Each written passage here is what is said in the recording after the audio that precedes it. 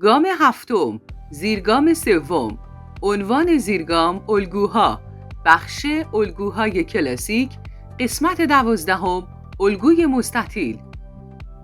این الگو که در میانه روند شکل می‌گیرد و باعث توقف روند و تشکیل یک محدوده بسته و نوسان قیمت در آن می‌شود.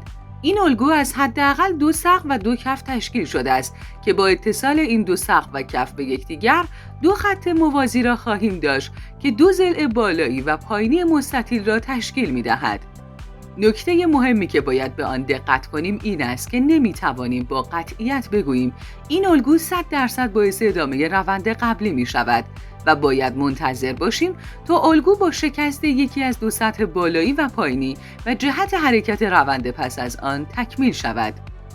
نحوه تشکیل: در ابتدا شاهد یک روند مشخص و واضح هستیم که خیلی طولانی نیست.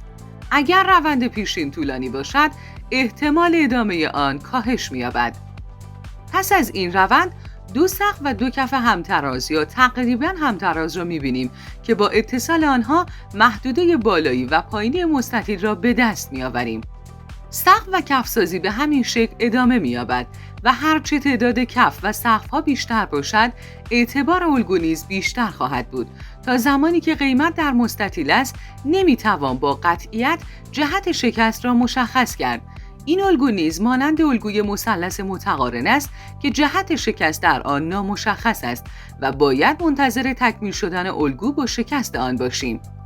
پس از شکست می توانیم با احتمال بالا منتظر برگشت پولبک قیمت به سطح شکسته شده باشیم که معمولاً این اتفاق رخ می دهد. تارگت ما بعد از شکست حداقل به اندازه عرض مستطیل در جهت شکست می باشد. هسنیکال فراتر از یک تحلیل.